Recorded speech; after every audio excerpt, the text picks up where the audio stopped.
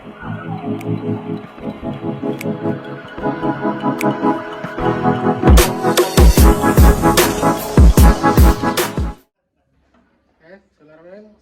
warahmatullahi wabarakatuh. Terima kasih atas kehadiran saudara sekalian di sini. Pada kesempatan hari ini kita bersama-sama akan belajar praktikum terkait dengan manajemen feedlot ya, khususnya fasilitas kandang, kemudian teknis loading, unloading, dan penyuntikan vitamin pada sapi feedlot. Sebelumnya di sini tim yang akan membersamai kita ada saya sebagai dosen di manajemen feedlot, kemudian ada Pak Adiatma, kemudian Bu Teo, dan nanti teknisnya ada Pak Wildan dan Pak Bagus. Harap nanti ketika melaksanakan praktikum bisa dikondisikan semuanya agar semuanya berjalan dengan lancar. Oke, untuk mengawali praktikum kita siang hari ini, marilah kita berdoa menurut agama dan kepercayaan kita masing-masing. Berdoa, dipersilahkan.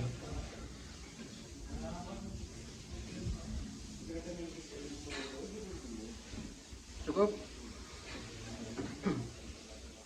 Sebelumnya sudah ada yang pernah belajar atau mengamati langsung tentang fasilitas feedlot sendiri?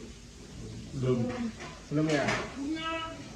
Oke, kita coba amati satu persatu ya. Ketika kita akan memasukkan ternak atau menurunkan ternak, itu ada yang namanya tempat loading, seperti bidang miring yang menghubungkan antara kandang dengan truk atau pickup yang akan mengangkut ternak. Kemudian dari loading, ternak akan berjalan ke cattle crush atau race itu ya, menuju ke scale atau tempat penimbangan. Di sana juga biasanya ada kandang jepit untuk memberikan treatment pada ternak. Fungsinya apa? Agar ternak mudah dikendalikan ketika diberi treatment. Misalkan identifikasi ternak, di tagging atau dikasih RFID, kemudian disuntik dan sebagainya. Nanti ketika ternak sudah ditimbang, biasanya ternak akan menjalani yang namanya sanitasi ternak itu sendiri. Biasanya di dipping dengan penyelaman atau berendam itu melalui satu turunan bak atau spraying, disemprot dengan cairan alkohol untuk membasmi kuman yang hinggap di ternak itu sendiri. Kemudian setelah masuk ke dipping, nanti masuk ke cattle crush lagi, lalu ke force pen. Jadi di force pen ini yang bentuknya lingkaran ini, fungsinya nanti untuk mengarahkan ternak kepada yard atau holding yard. Jadi sebelum ke yardnya atau paddocknya itu nanti di holding yard dulu. Holding yard itu adalah satu tempat sebelum paddock. Jadi ternak itu akan dikelompokkan menurut bobot badannya atau kondisinya masing-masing. Nah, nanti ketika sudah masuk ke holding yard, kemudian masuk ke paddocknya masing-masing sesuai dengan tipe ataupun bobot badan ternak itu sendiri. Nah, kandang ternak sendiri, terutama di feedlot sendiri itu ada dua macam ya. Ada yang kandang tunggal semacam ini, kemudian ada kandang koloni. Untuk populasinya, satu kandang koloni ini menyesuaikan. Biasanya ada 25 ekor. Tapi kalau di peternakan yang sudah besar ya, itu bisa sampai ratusan ekor satu paddocknya itu. Masing-masing ada kelebihan dan kekurangannya. Nah, selain ada tempat untuk kandang itu sendiri, juga dilengkapi dengan exercise yard.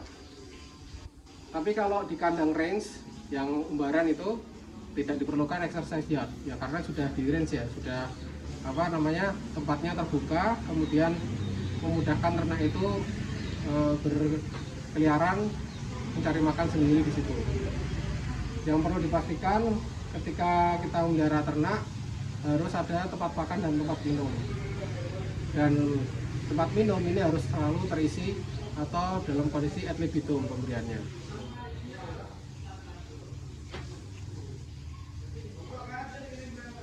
Mungkin sampai sini ada yang ditanyakan? Belum ya?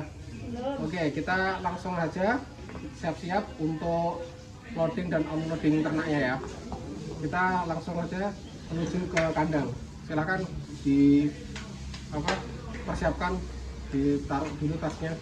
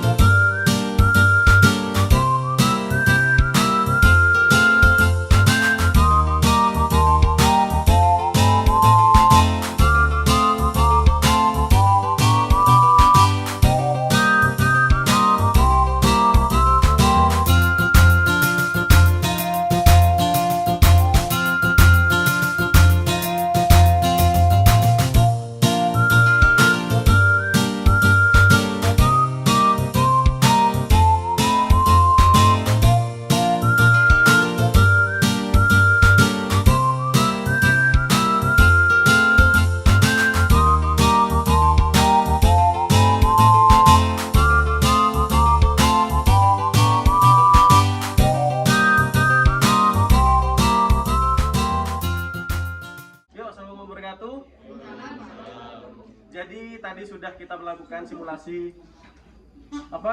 dari pengambilan sapi sampai ke loading sampai ke taruh di kandang.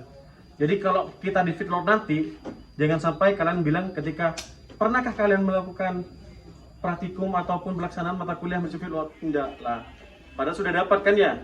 Nah kalau di feedlot malah ada beberapa bagian. Misalkan contoh, perusahaan mengirimkan stokmen ke Australia untuk mengambil atau membeli sapi, itu yang namanya sapi BX. Kalau di Australia itu sapi BX. Jadi Brahman Cross ya. Setelah dilihat di sana, dipilih stokmen untuk memilih beberapa sapi. Misalkan sudah dapat 3.000 ekor, sudah deal dengan yang pemilik di sana, sudah membayar, tinggal pengiriman. Jadi sapi Australia itu dikirim sampai ke, misalkan contohnya ke Tanjung Priuk, misalnya kandang kalian itu ada di Jawa Barat. Setelah di Tanjung Priuk, nanti di sana itu dicek. Ada petugas dari perusahaan juga mengecek berapa sapi, benarkah, dilihat dari RFID-nya ya. Setelah itu kita dicek lagi sama petugas karantina. Itu setelah petugas karantina baru dikirim ke perusahaan atau di feedlot. Setelah feedlot gimana? Kalau bahasanya di feedlot itu adalah yang namanya bongkaran. Yuk bongkaran sapi yuk. Lah bongkaran apa? Ada sapi datang. Berapa ekor? 3.000 ekor. Nah siap-siap sudah. Dari bagian kesehatan, dari bagian stockman, sama orang-orang supervisornya di feedlot atau feed millnya. Itu sudah datang, sapinya datang, dilihat berapa sapi yang datang. Misalkan 3.000 sapi yang datang, langsung tadi kan sudah dilihat di sana ya, ada penerimaan. Ada di sapi itu biasanya dikupi di telinganya ya, di telinga ada sebentar bundaran kayak chips, itu namanya RFID. Chips ya. RFID. Jadi RFID-nya itu nanti ada semua data ketika sapi itu ada di Australia. Itu sudah dilihat dari beratnya, terus pokok sejarah dari si sapi tersebut. Setelah itu taruh di kandang beberapa. Setelah 3 hari, jadi ada yang namanya grading. Grading itu pembagian dari berbobot badan dan penerimaan juga. Jadi yang pertama itu pemberian kayak kesehatan, contoh misalkan vitamin. Yang kedua itu obat cacing. Terus setelah itu pemberian eartag. Jadi eartag yang awalnya dari Australia akan dirubah eartag di perusahaan. Tuh, jadi dipotong. Ada pemasangan eartag. Lah kenapa sih di grading? Namanya grade kan dibagi. Misalkan di bobot 300 sampai 350 dijadikan satu kandang. Kenapa kok gitu, Pak? Karena semisal 300 misalkan disatukan yang 400, yang 300 kalah makan. Gitu. Jadi tidak kebagian nanti. Kalah besar kan, kena senggol sedikit kan? Gitu. Jadi tidak kebagian. Nah, itu.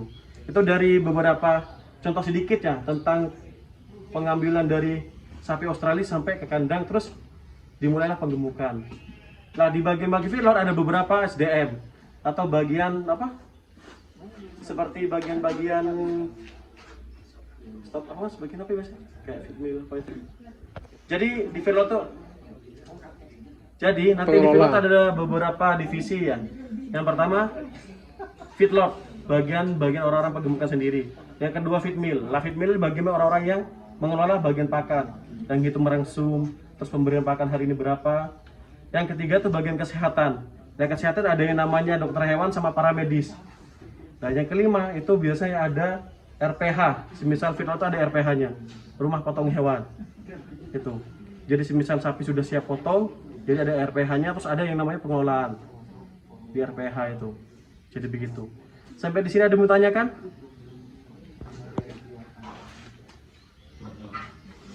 Kan ya. Saya perkenalkan, nama saya Angga Permadi dari TNH NIM T319147 golongan B. Saya mau tanyakan, kita tadi kan praktikum memasukkan sama mengeluarkan sapi. Itu kalau mengeluarkan 3.000 sapi itu satu gitu. Satu orang satu sapi gitu. Atau gimana? Keluarkan gimana? Kan kalau ada sapi 3.000 datang. Nah, kalau mau mengeluarkan 3.000 sapi itu satu-satu. Ini teh dua tadi itu lama apa? Maksudnya masukkan lah, ini bagus pertanyaannya. Gimana sih mendatangkan 3.000 ekor sapi? Padahal sapi itu banyak. Tadi aja dua sulit ya. Lah, bedakan sapi yang dikelola di ekor apa per kandang sama sapi yang dilepas gitu. Jadi ada koloni, ada yang apa? Individu kan ya. Jadi kalau individu itu karena seringnya bertemu dengan manusia sulit memang. Tapi nanti ketika kalian tuh bertemu dengan sapi luar atau sapi Australia, BX atau apa, jadi ketika sudah digertak sedikit pun sudah berhendak apa namanya tuh? Refleks. Sudah refleks. Jadi takut sama manusia. Beda kan tadi kan gimana kan sulit ya. Nah, terus cara mobilisasi gimana, Pak? Jadi ketika nanti ada beberapa dari karantina, setelah diujikan di karantina ya di Tanjung Priok, dikirimlah beberapa truk, dan satu truk tuh isinya sekitar 10 sampai 15 sapi gitu. Jadi ketika setelah masuk ke perusahaan itu ditimbang lagi, dalam artian ditimbang saat truk awal berapa, terusnya berapa, setelah sudah cek langsung dimasukkan.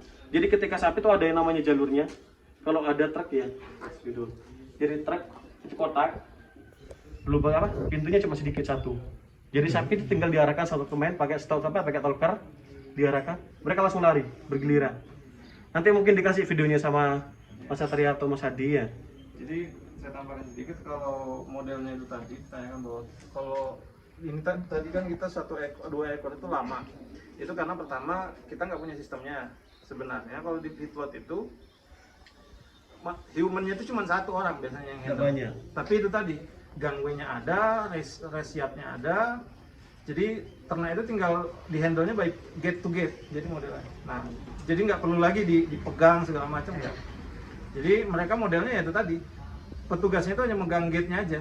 Dihitung berapa yang lewat sampai kalau kapasitas truknya udah penuh, tutup lagi, ganti kendaraan lagi. Jadi emang nggak ada space untuk ternak itu bergerak terlalu jauh.